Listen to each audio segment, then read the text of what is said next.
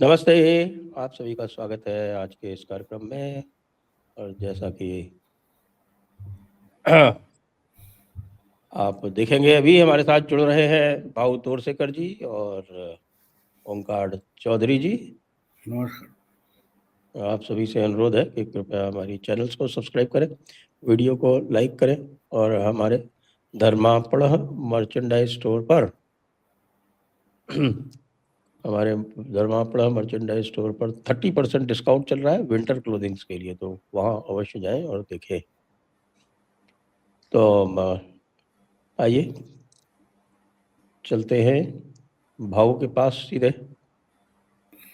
भाव, आज एक नई बाबरी मस्जिद का शिलान्यास हो रहा है मुर्शिदाबाद में, एक बेलडांगा नाम की जगह है वहां पर।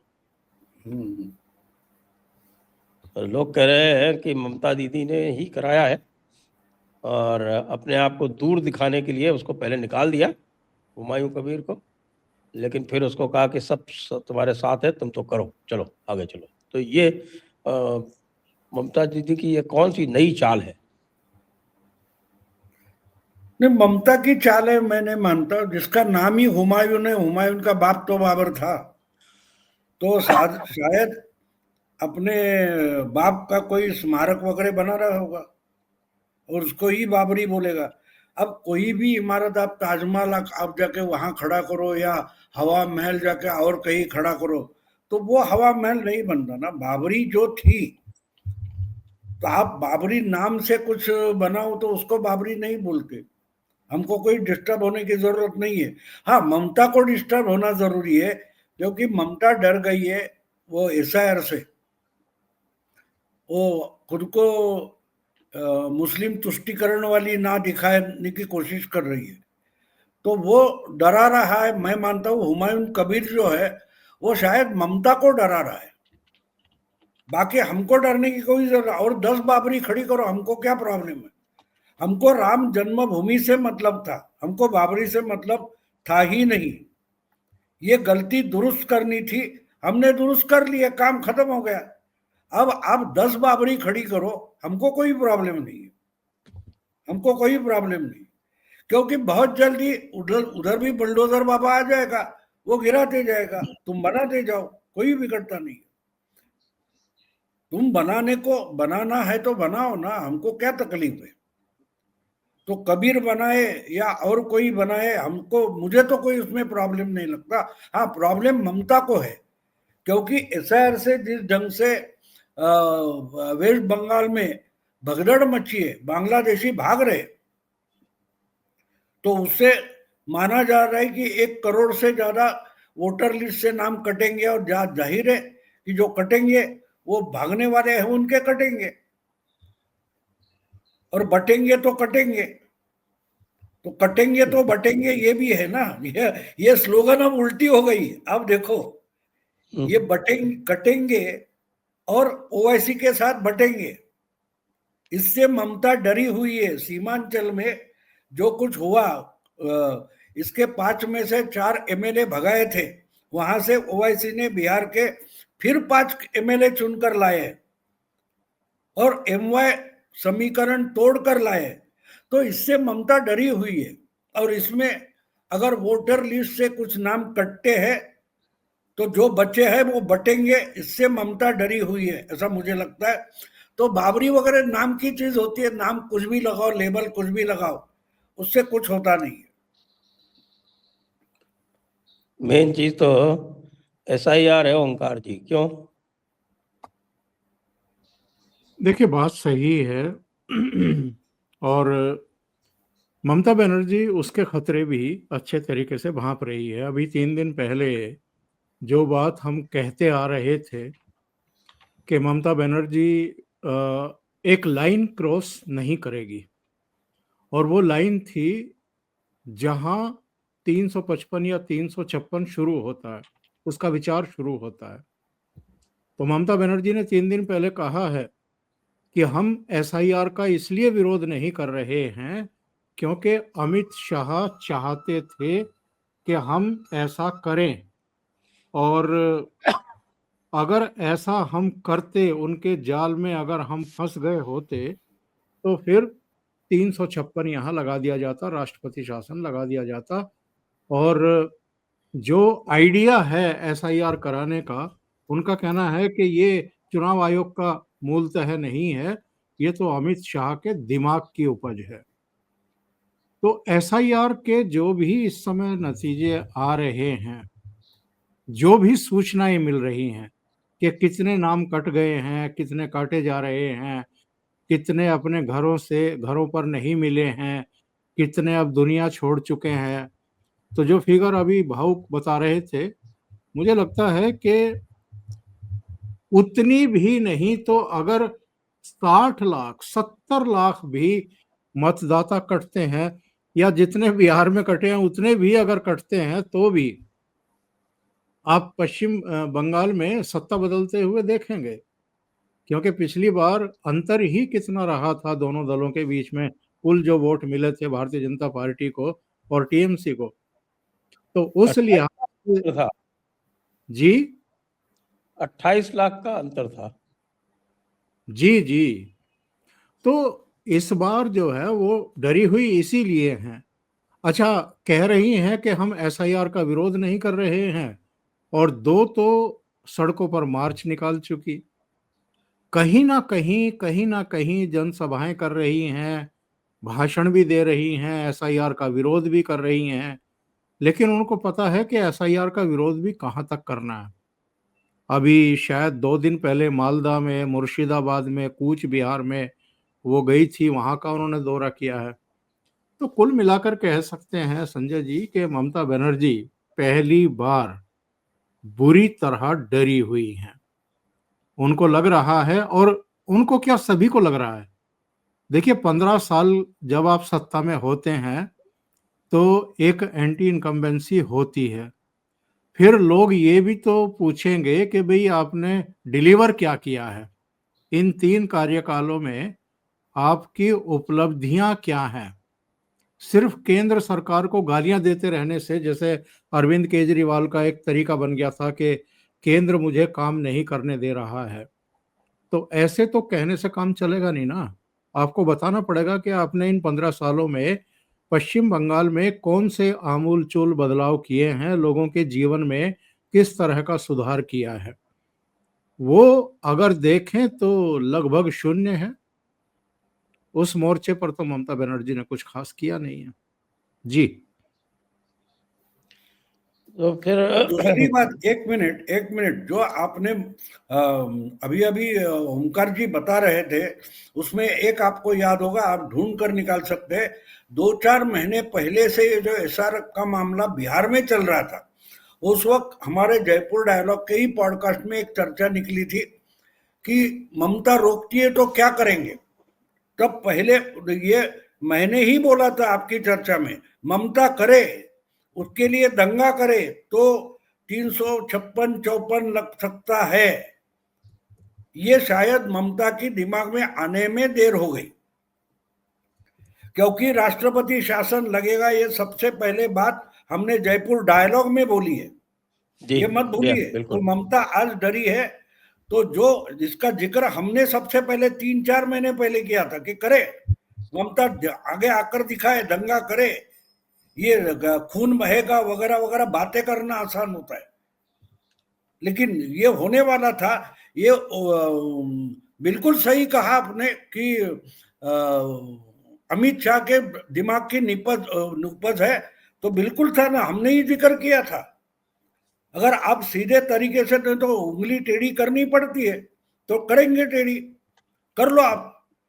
और मैंने ही बोला था कि शायद राष्ट्रपति शासन में ही चुनाव हो गए, यहां तक मैंने बोला था जी। हाँ, राष्ट्रपति शासन में चुनाव होंगे तो समस्या हो ही जाएगी। वैसे भी मुझे लगता है राष्ट्रपति शासन में ही होने चाहिए। जिस प्रकार से सिस्टम है उसमें बना रखा है इन्होंने।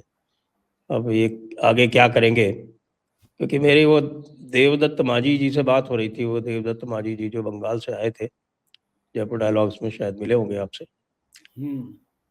तो वो ये कह रहे थे कि साहब कि अगर ये डेड और डुप्लीकेट और माइग्रेटेड इनको भी हटा देते हैं तो भी मुश्किल हो जाएगी ममता के लिए, क्योंकि इनके वोट जो है वो 100% टीएमसी को पड़ते हैं, सारे जितने भी हैं वो, एक भी नहीं छूटता। पिछली बार 82% पोलिंग हुई थी, 82%। और बंगाल में जो माइग्रेशन है वो बिहार से भी ज़्यादा है, और उसके बाद भी वहाँ 82% हुई, जबकि बिहार में SIR से पहले कोई 55-56% वोट पड़ जाते थे तो बहुत होता था। तो ये 20-25% जो है ये एक्स्ट्रा वोट पड़ते थे,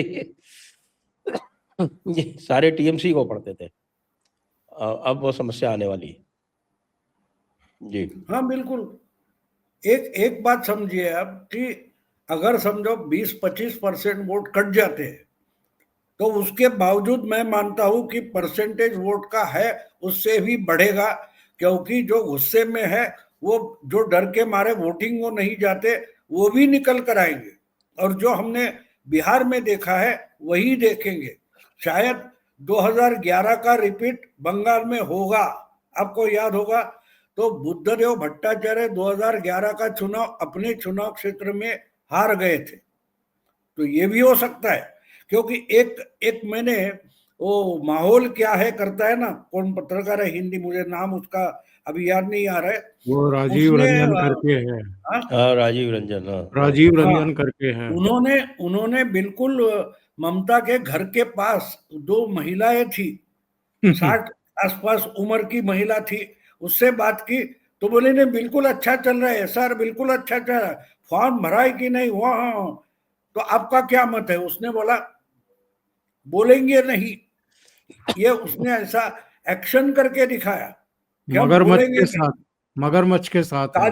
कालीघाट इलाके का था वो। तो जो वो बोली है ना उसमें एक बड़ा सिग्नल है, चुपचाप कमल छाप हो सकता है और बड़ी तादाद में हो सकता है, और ये इतना आसान नहीं। और ममता कोई घर में बैठने वाली उद्धव ठाकरे जैसी नहीं है, वो घूमती है।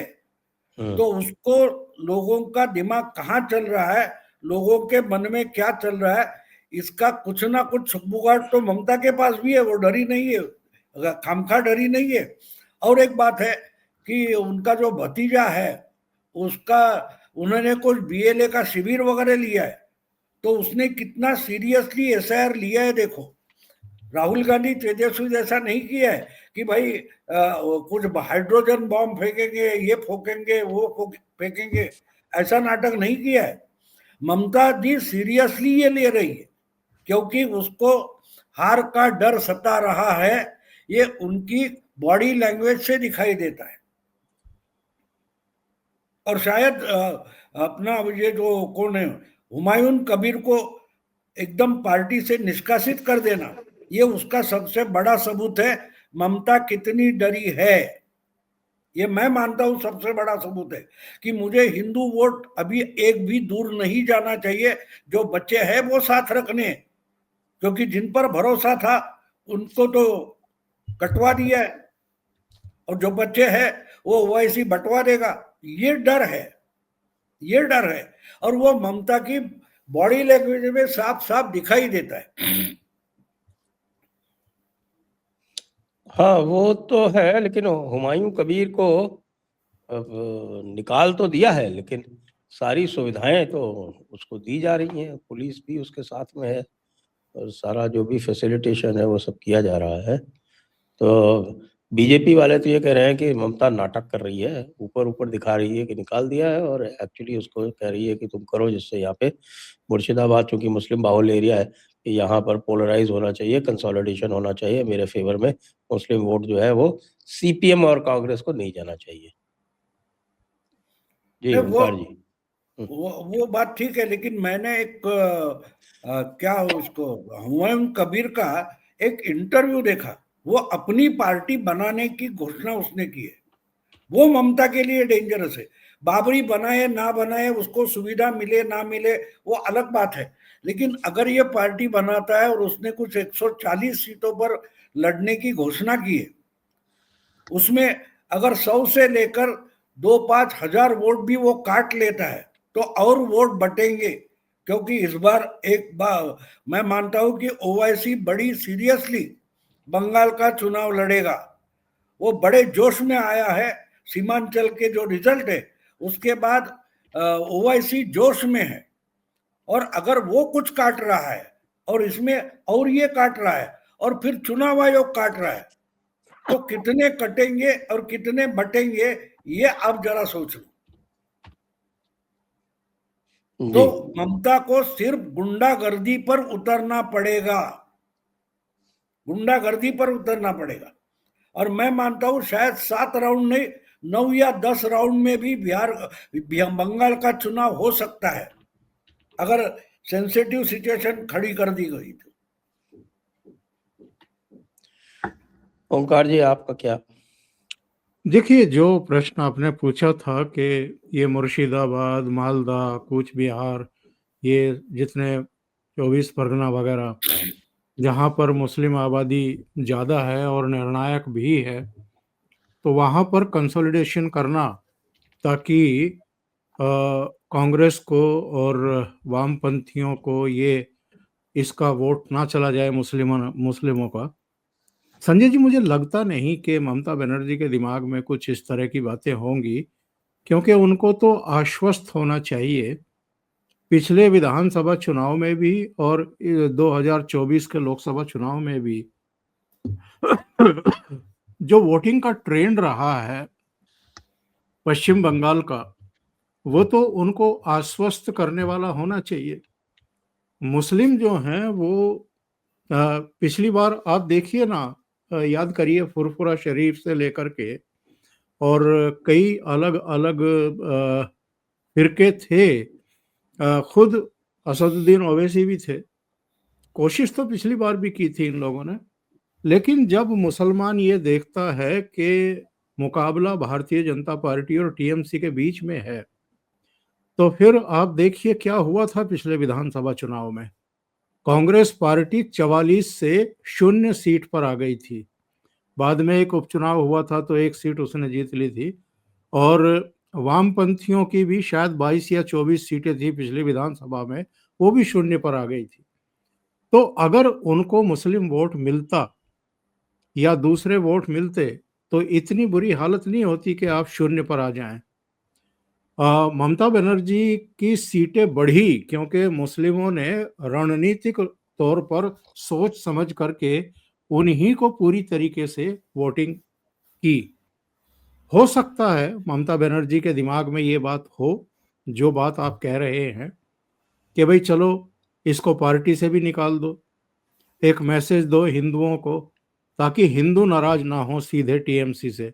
और ख़ास तौर से जो भद्रलोक की बात होती है, जो एलीट वर्ग की बात होती है, जो ममता बनर्जी के साथ मजबूती से खड़ा है 2011 से लेकर के अब तक, उसमें भी इस मुद्दे को लेकर के, तथाकथित बाबरी मस्जिद को लेकर के, और अयोध्या में जो प्रभु राम का भव्य दिव्य मंदिर बना है उसको लेकर के, देखिए उसमें बंटवारा है।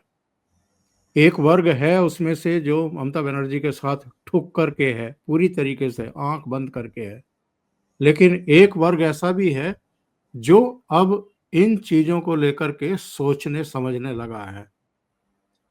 और अलग अलग कारणों से कई ऐसी घटनाएं हो चुकी हैं। आरजीकर मेडिकल कॉलेज की घटना, उसके बाद भी एक और घटना हो चुकी है, जिसको लेकर के सबसे ज्यादा नाराज अगर कोई है ममता बनर्जी से तो वो यही वर्ग है। तो इसमें थोड़ी फूट है। और जिस तरीके से भारतीय जनता पार्टी और राष्ट्रीय स्वयंसेवक संघ ने वहां पर प्लानिंग की है, जो ब्लूप्रिंट बनाया है, 13,000 छोटी बड़ी सभाएं करना, नुक्कड़ सभाएं करना, लोगों से जाकर के कनेक्ट करना, उन तक अपना मैसेज पहुंचाना, ये बहुत बड़ा टास्क है, बहुत बड़ा टास्क है। और इससे ये भी पता चलता है कि ये जिसके बारे में अब ये कहा जाने लगा है, और ख़ास तौर से ये राजदीप सरदेसाई से लेकर के तमाम लोग जिस तरह का नैरेटिव बना रहे हैं कि जी एक जीतने वाली, चुनाव लड़ने वाली मशीनरी में तब्दील कर दिया है बीजेपी को। तो भजन कीर्तन करने के लिए थोड़ा बीजेपी वहाँ पॉलिटिकल उसमें है। हर पार्टी का ये लक्ष्य होना चाहिए कि अगर उसको जनता की सेवा करनी है, राज्य की जनता की या राष्ट्र की जनता की, तो उसके लिए पहली शर्त ये है कि वो चुनाव जीते, सत्ता में आए, सरकार बनाए।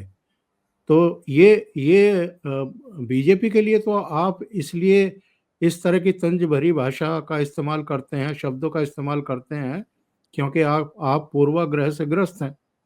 वो कई अवसरों पर देखने को मिलता है। यही नसीहत आप उनको क्यों नहीं दे रहे हैं जो आरती जैरथ ने पिछले दिनों एक आर्टिकल लिखा जी। कि भारतीय जनता पार्टी चुनाव जीतना जानती है। तो जो बाकी के दल हैं, क्या वो चुनाव जीतना नहीं जानते हैं? ममता बनर्जी नहीं जीतना जानती है क्या? या जो जानती है, बहुत अच्छी तरह से जानती है, बहुत बाकी अच्छे सभी से से अच्छी तरह से जानती है वो तो। तो इसलिए ये चीजें, ये सवाल ठीक है उठ रहे हैं कि भाई उसने हुमायूं कबीर को आगे कर दिया, उसको निलंबित कर दिया, ताकि जो कोर वोटर, जो उसकी एक मजबूती रहा है, कोर वोटर तो खैर मुस्लिम वोटर है उनका, पर साथ में जो एक उनकी मजबूती रहा है, एलीट वर्ग जिसको भद्र लोग कहते हैं, उसमें किसी तरह की फूट ना पड़ जाए। और जो हिंदू, खास तौर से जो महिलाएं उनके साथ खड़ी होती रही हैं, क्योंकि एक ट्रेंड देखने को मिला है, चाहे हरियाणा हो, महाराष्ट्र हो, दिल्ली हो, बिहार हो, महिलाएं इस बार बहुत बड़ी संख्या में मोदी के साथ खड़ी हुई दिखाई दे रही हैं। तो ममता बनर्जी की एक घबराहट और एक इनसिक्योरिटी महिला वोटर को लेकर के भी है, क्योंकि पश्चिम बंगाल में महिला वोटर उनके साथ रही हैं। जी। और भाऊ, कांग्रेस का क्या रहेगा? राहुल गांधी आएंगे कि नहीं? राहुल गांधी अभी तो पुतिन से जूझ रहे हैं, तो पुतिन से निपटने के बाद वो ममता दीदी से जूझने आएंगे कि नहीं आएंगे पश्चिम बंगाल? राहुल गांधी को बंगाल में कोई पहचानता है कि नहीं, मुझे शक है। एक बात और मैं थोड़ी पहले ओंकार जी ने कहा उससे जोड़ दूं। भद्रलोक में सेंध लग चुकी है। मैंने 2-3 दिन पहले एक खबर देखी या पढ़ी है कहीं कि जो बार काउंसिल का चुनाव था वो बीजेपी ने कुछ 10 में से 7 सीटें हासिल की है। और भद्रलोक में सबसे बड़ा लेबर सॉरी जो ज्यादा लोग होते हैं वकील होते हैं, एडवोकेट होते हैं। अगर बार काउंसिल में ममता का पैनल हार चुका है और बीजेपी का पैनल जीत चुका है और 3 और 7 से जीत चुका है, इसका मतलब एक होता है कि भद्रलोक में सेंध लग चुकी है। और इसका कारण साफ है। आपने जो जिक्र किया कि मेडिकल कॉलेज में वगैरह स्टूडेंट के साथ जो कुछ हो गया, ये गुंडागर्दी हो चुकी है।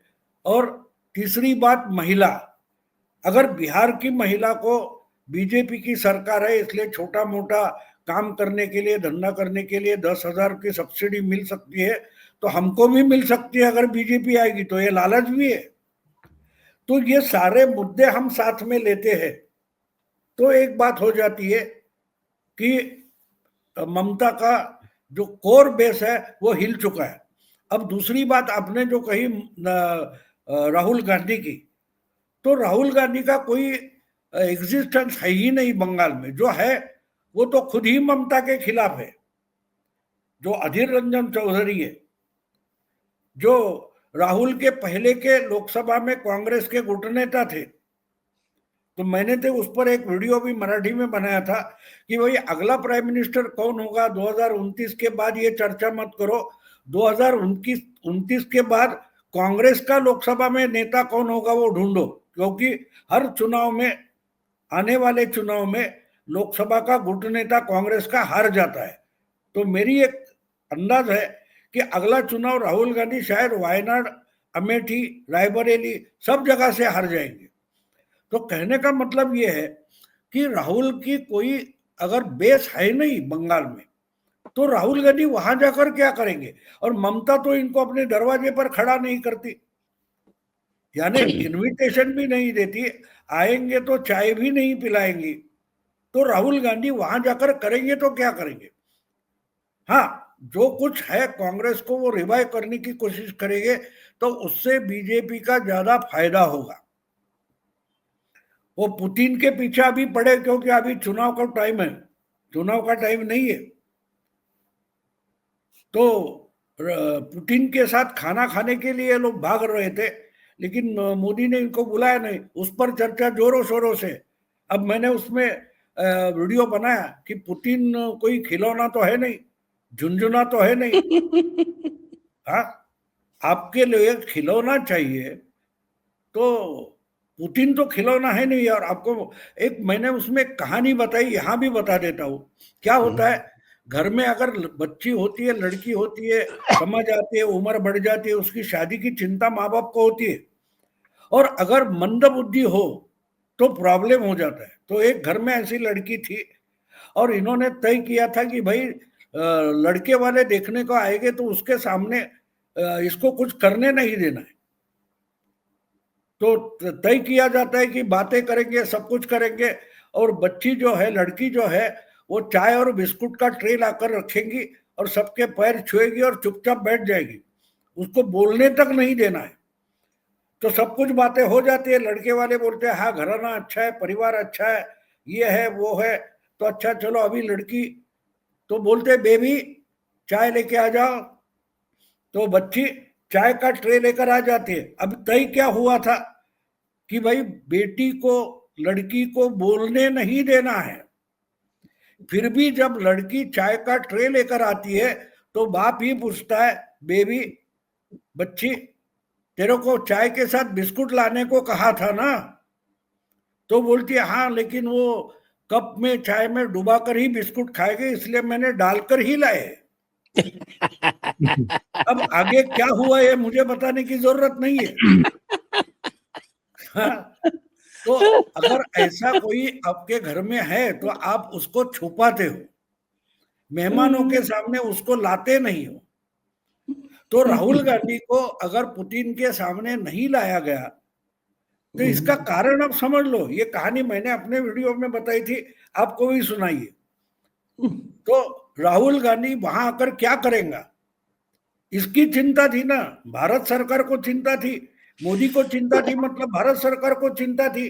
इतने एक महासत्ता का वीटो पावर वाले देश का प्रेसिडेंट आ रहा है, उसके सामने कुछ अटपटा ना हो या राहुल गांधी ना करे। ये मछली पकड़ने जाते डायरेक्टली पानी में डुबकी मारते हैं, किसी कार्यकर्ताओं के शिविर में जाते उधर मंच पर पुशअप करना शुरू कर देते। तो भरोसा नहीं है ना, क्या करे।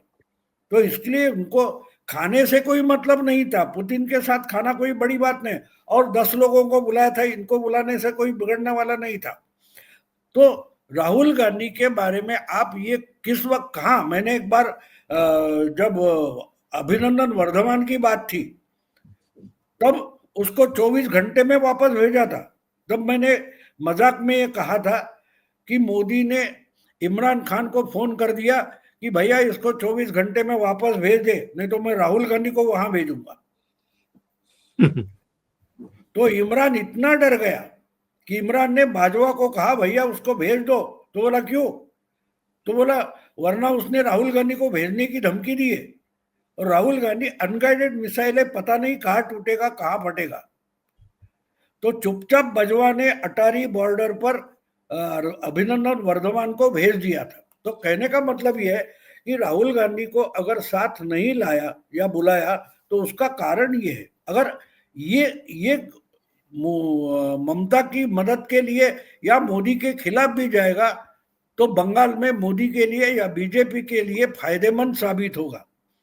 और उसका ममता को डर है, ममता को राहुल की मदद नहीं चाहिए, लेकिन कोई मोदी की भी मदद करे वो भी नहीं चाहिए। इसलिए मैं मानता हूं कि शायद ममता ऐसा कुछ करेगी कि राहुल गांधी बंगाल में आए ही ना, इसलिए वो उन्होंने एक एसआईआर से अलग रखा है। राहुल एक गांधी का एसआईआर जो है उससे एक ममता दीदी ने खुद को अलग रखा है। वो अलग से एसआईआर के खिलाफ लड़ रही है, लेकिन राहुल के साथ नहीं आ रही है। एक आदमी ने राहुल के साथ डुबकी लगाई थी, वो डूब ही गया उसमें, बिहार में। देखिए एक और जो है राहुल गांधी उतने तेजस्वी है ना। आप ये देखिए कि ममता दीदी जो है वो, ये तो बात है कि वो है तो जुझारू पूरी वो, और पूरा ग्राउंड पे क्या चल रहा है वो सब उसको पता है। लेटेस्ट बताऊं आपको, लेटेस्ट क्या किया ममता दीदी ने, और इसका मेरे पास ये देखिए ये ये देखें, दिखाई पड़ रहा है क्या? जी जी। ये बंगाली में है। कह रहा है कि साहब कि आपके समस्या के लिए, यानी किसकी, जो हाई राइज है उनकी समस्या के समाधान के लिए मुख्यमंत्री के साथ मीटिंग करवाई। किसने? फिरहाद हकीम ने। समस्या क्या है पता है?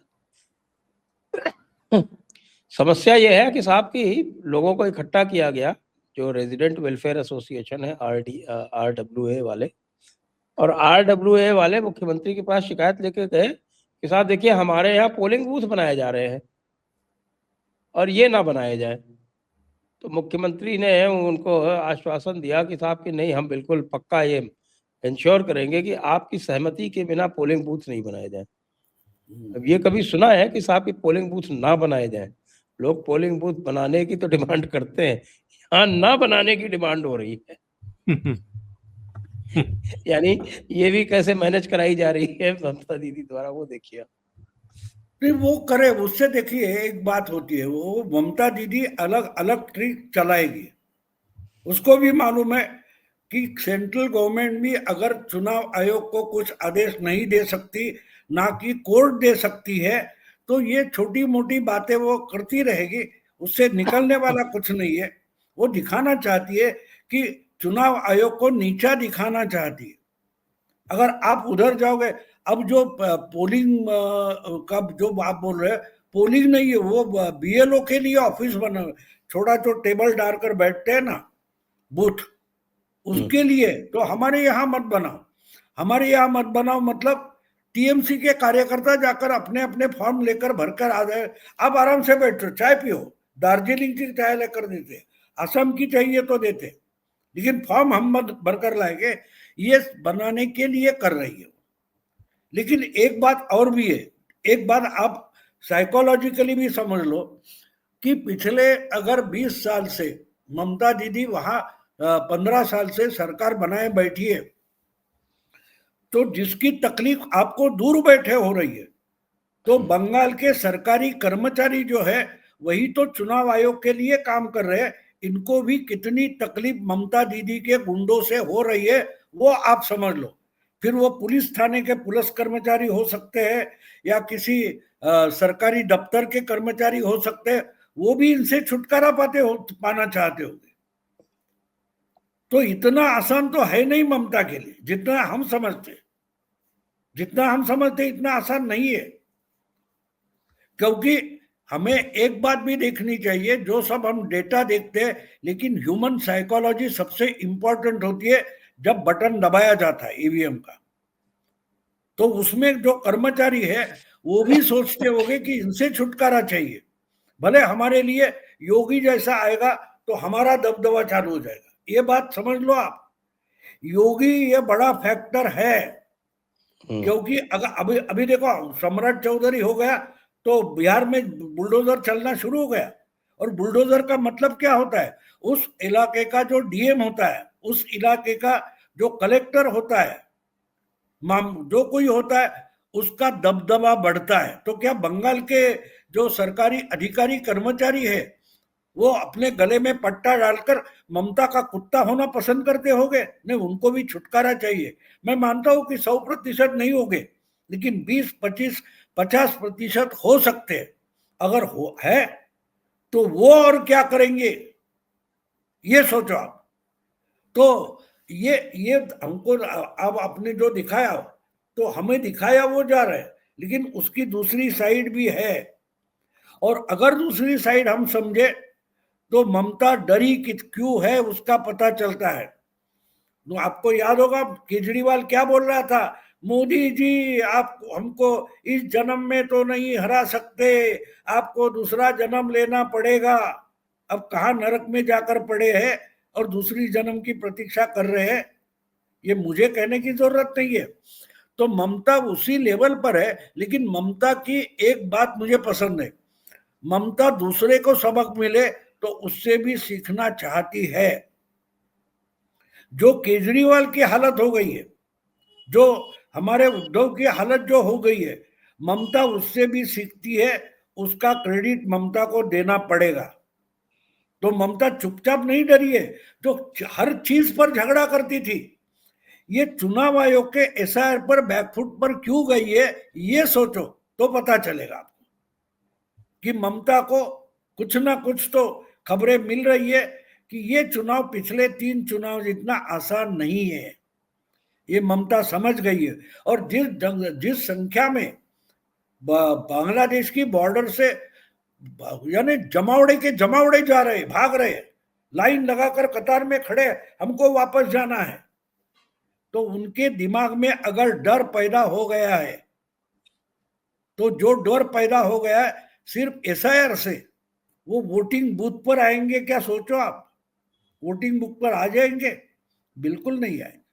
देखो बिहार में इतना बड़ा तमाशा राहुल गांधी ने खड़ा कर दिया, लेकिन एक जगह भी बोगस वोटिंग करते हुए कोई पकड़ा नहीं गया। हाँ बिल्कुल सही है। क्योंकि एक भी रिपोल नहीं हुआ। हाँ, एक भी रिपोल भी नहीं हुआ। हाँ वही तो बंगाल में क्या होने जा रहा है, कितनी बारीकी से इसका माइक्रो प्लानिंग ना, हमारे ओमकार बोल रहे थे उतना आरएसएस का नहीं है, ये एडमिनिस्ट्रेटिव लेवल पर कितना बारीकी से प्लानिंग किया होगा, ये आप सोचो कि चुनाव आयोग के क्या है, चुनाव आयोग की सिस्टम क्या है, चुनाव का क्या बोलते हैं उसको, पीपल रिप्रेजेंटेशन एक्ट क्या है, ये सब सोचकर ये बारीकी से प्लानिंग किया गया है, वो उतना आसान नहीं है। और उसके बाद एसआईआर आया है। और दूसरी बात यह है कि एसआईआर 12 राज्यों में चल रहा है, महाराष्ट्र में हो या और कहीं हो, छत्तीसगढ़ में हो, वहां से उठाकर ढूंढ ढूंढ कर बंगाल भेजा जा रहा है। लेकिन क्या बंगाल से वापस जाने वाले जो लोग हैं, जिस पर हमने एक बार चर्चा की थी 3 महीने पहले, 2 महीने पहले, पाचागढ़ और हकीमपुर, जी जी जी। चिकन नेक, तो वहां जो चौकियां अंदर बांग्लादेश की है, क्या चौकियों पर बांग्लादेश की सेना खड़ी है या इंडियन कमांडो खड़े? इसका भी सोचो। मैं उस पर ज्यादा नहीं बोलूंगा, मुझे इंस्ट्रक्शन है ज्यादा मत बोलो, तो मैं उस पर ज्यादा नहीं बोलूंगा। लेकिन एक बात समझो, इतनी बड़ी तादाद में अगर बांग्लादेशी वापस जा रहे हैं तो बांग्लादेश प्रोटेस्ट क्यों नहीं कर रहा है, ये भी सोचो। और ये सब बातें ममता को भी पता होगी ना। बॉर्डर पर अगर बीएसएफ है तो बंगला पुलिस भी उधर आसपास है, बंगाल ममता की पुलिस भी आसपास है, उसको भी पता है, रिपोर्ट तो ममता के भी पास जाते होंगे। तो इसका टोटल इफेक्ट क्या हो सकता है, मैं मानता हूं कि ममता अच्छी तरीके से जानती है। और इसलिए अचानक से 12-15 साल से झगड़ने वाली ममता, कांग्रेस की गवर्नमेंट थी, आपको याद होगा द्विवेदी को मिनिस्ट्री से, रेल मिनिस्ट्री से हटाया था ममता ने, और सेशन चल रहा था, ऐसे वक्त में रेल बजट पेश करने के बाद रेल मिनिस्टर को हटाया था इसने, और चुपचाप मनमोहन सिंह ने मान लिया था। उसके बाद कांग्रेस से टूट गया उनका गठबंधन, कांग्रेस से झगड़ा था, मोदी से झगड़ा है। ये ममता अचानक बैकफुट पर नहीं आती, ये बात समझ लो, बैकफुट पर आने का मतलब समझ लो। हाँ जी। और वैसे इलेक्शन कमीशन भी बड़ा अलर्ट है ओंकार जी। ये देखिए कि उन्होंने एक स्पेशल इलेक्टोरल रोल ऑब्जर्वर वहां पे लगा रखा है। और मजे की बात ये देखिए कि उस स्पेशल इलेक्टोरल रोल ऑब्जर्वर के चलते जो 2208 बूथ बताए गए थे कि साहब की % जहाँ पर एन्यूमरेशन फॉर्म वापस आए थे, वो घट के मुझे बताया जा रहा है 7 रह गए। तो ये तो है कि ममता दीदी जो है वो कार्य तो जितने भी हैं वो करने वाली है, वो सब कर रही है। लेकिन इस बार इलेक्शन कमीशन जो है वो आवश्यकता से अधिक सतर्क है। जो वहाँ पे जो सुब्रत गुप्ता जो लगाए गए हैं इलेक्टोरल रोल ऑब्जर्वर, वो ज्ञानेश कुमार के बैचमेट हैं। तो आप समझ सकते हैं कि दोनों में किस तरह का तादाद में होगा। तो इसलिए बड़ा मुश्किल हो रहा है। करना तो चाहती है लेकिन हो नहीं पा रहा है। वो कहा भी न जाए, चुप रहा भी न जाए, ऐसा है। आपको, मुझे एक बात अजीब लगती है, मुझे एक बात अजीब लगती है कि ममता एक बात भूल गई कि 2011 में ममता चुनाव जीत गई थी। तो वो ममता की सिर्फ पॉपुलैरिटी नहीं थी, चुनाव आयोग अलर्ट था। और आपको याद होगा तो KL राव या ऐसा कुछ ऑफिसर था, स्पेशल ऑफिसर केजे बंगाल के राव, लिए, केजे KJ राव। राव। और उन्होंने जिस ढंग से हेलीकॉप्टर का भी इस्तेमाल किया था, पूरी CRPF की बटालियन वहां से वहां लेने के लिए हवाई जहाज का इस्तेमाल किया था, उसके बाद ममता जीती थी। अगर आप एक्सट्रीम करोगे तो चुनाव आयोग भी एक्सट्रीम जा सकता है। जिसका फायदा आपको मिला है तो वहां तक नहीं जाना, ये ममता की समझ में आना जरूरी था। लेकिन वो एक्सट्रीम तक चली गई, अब उसके परिणाम उसको भुगतने पड़ेंगे। बुद्धदेव भट्टाचार्य क्या होता है ये अभी ममता बनर्जी को पता चलेगा। 6 महीने बाकी है, अभी बहुत समय उनके लिए भी है, इनके लिए भी है। और जब 6 महीने बीजेपी आउटसोर्स करती है। आपको याद होगा कि महाराष्ट्र के चुनाव के बाद मैंने एक स्टेटमेंट किया था कि उसमें से 40%, 50% दिल्ली चले गए और 50% बिहार चले गए। तो बिहार में 8-9 महीने जो काम किया है उसके परिणाम हमने देखे लैंडस्लाइड में।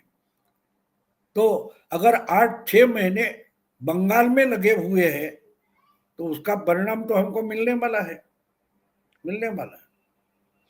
जी करीब करीब ओंकार जी। करीब करीब 3 साल पहले दिल्ली एयरपोर्ट पर मेरी केजे राव से मुलाकात हुई थी। अच्छा। मेरी मेरी फ्लाइट थोड़ी सी लेट थी, उनकी फ्लाइट भी लेट थी, और हम लोग बैठ के बात कर रहे थे तो मैंने उस चुनाव के बारे में उनसे चर्चा की। देखिए होता क्या है संजय जी और भाऊ जी कि TN शेषन चूंकि मुख्य चुनाव आयुक्त थे इसलिए उनकी तो बड़ी चर्चाएं हो गई, लेकिन उनके मातहत जो लोग काम करते हैं, जो एक्चुअल में पिलर हैं चुनाव आयोग के, उनकी चर्चा इसलिए नहीं होती है कि वो लाइमलाइट में नहीं रहते हैं, कैमरों के सामने नहीं आते हैं। पर केजे राव जैसे अधिकारी, इनका स्थान एक्चुअल में बहुत ऊपर होना चाहिए।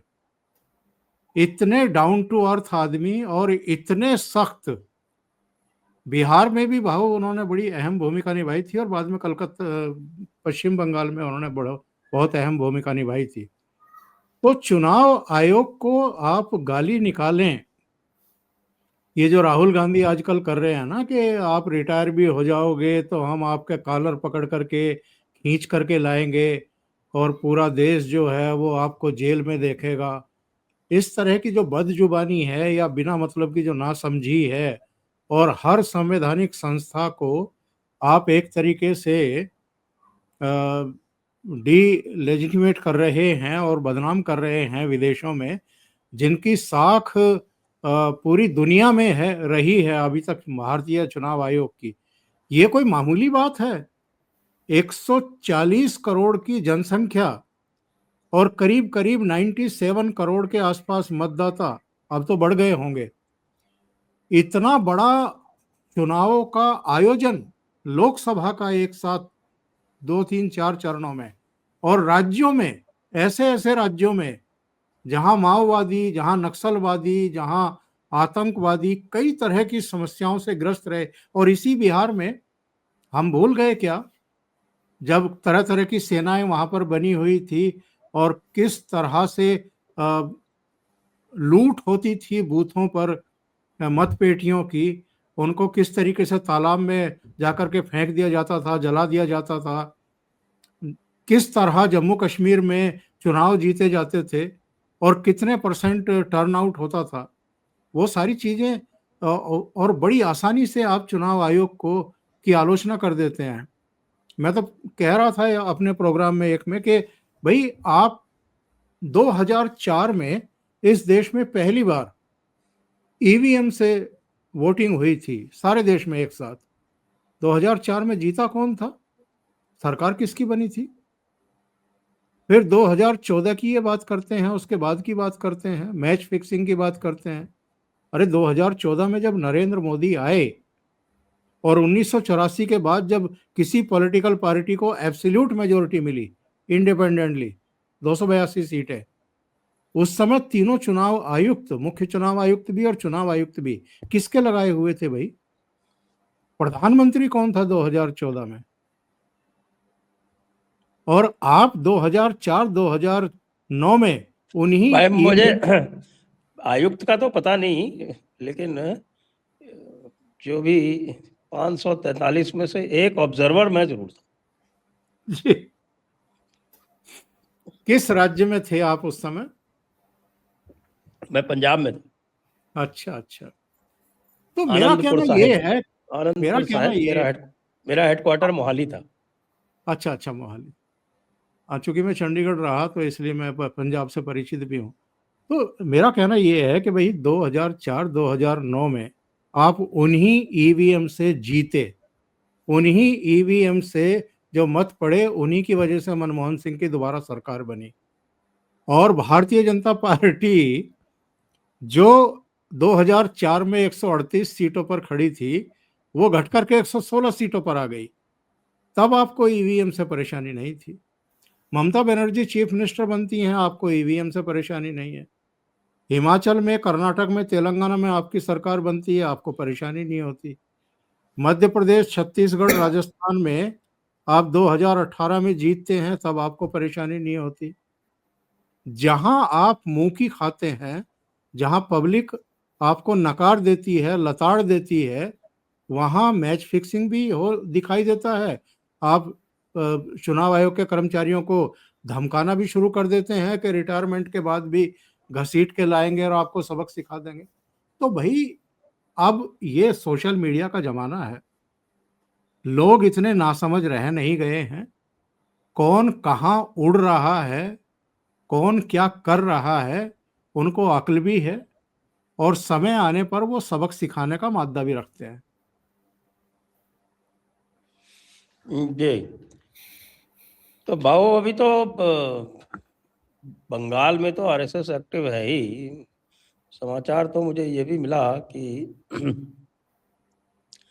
अभी ध्वजारोहण के कार्यक्रम से पहले जब मोहन भागवत जी गए थे, तो मोहन भागवत जी की योगी आदित्यनाथ के साथ में बंद कमरे में मीटिंग हुई 1 घंटे, और आरएसएस पूरी तरह से उत्तर प्रदेश में अभी से लग गया है।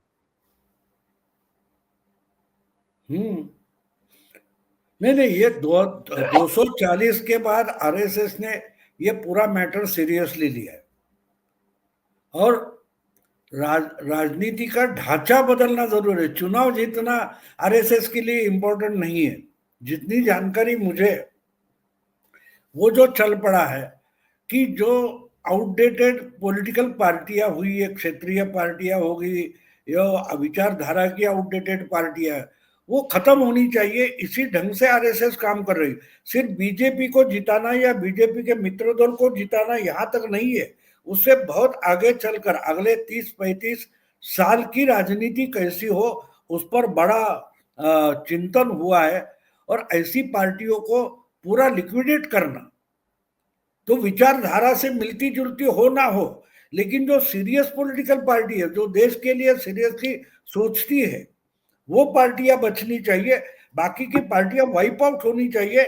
इस ढंग का चुनाव रिजल्ट लाना, इस पर चिंतन हुआ है। तो यूपी की बात छोड़ो, आप अभी मैं मानता हूं कि केरला में आपको बड़ा चेंज दिखाई देगा। केरला में बहुत बड़ा चेंज होगा। ये जो बोल रहे हैं ना, ये इनको धक्का लग, ये अभी फंसे हैं बंगाल में है और असम में, लेकिन इनको पता नहीं केरला में बहुत बड़ा चेंज होगा। और केरला का चेंज इंपॉर्टेंट इसलिए है कि केरला एक पॉलिटिकल आइडियोलॉजी के तहत चलने वाला, कांग्रेस हो या सीपीएम हो, डीएमके या तमिलनाडु लास्ट डेस्टिनेशन है। इसके पहले पूरा भारत जो है वो हिंदुत्व के झंडे तले लाना है, और लास्ट डेस्टिनेशन तमिलनाडु है। क्यों? वो आइडियोलॉजी बिल्कुल लोकली है और इनबिल्ट है, उसको ब्रेक करने में थोड़ा टाइम लगने वाला है। इसलिए पहला मुझे लगता है कि असम की बात तो छोड़ दो, लेकिन बंगाल फतेह हो जाएगा, लेकिन केरला में बहुत बड़ी सेन लगेगी, जो पिछले कम से कम 40-50 साल से दो धड़े में बटा हुआ था। इसमें तीसरी पार्टी खड़ी होगी, सत्ता में आएगी ऐसा मैं नहीं बोल रहा हूं, लेकिन या तो यूडीएफ या एलडीएफ, ये मामला खत्म।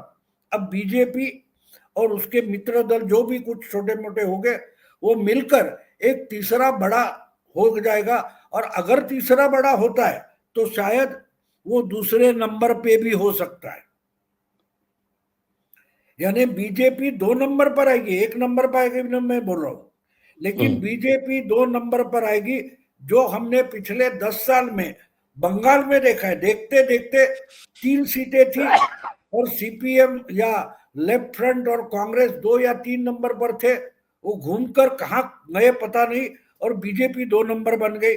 तो मैं मानता हूं कि आने वाले चुनाव में जो मई के आसपास होने वाला है, उसमें केरल में बड़ी उठापटक हम देखेंगे, केरल में बड़ा परिवर्तन हम देखेंगे।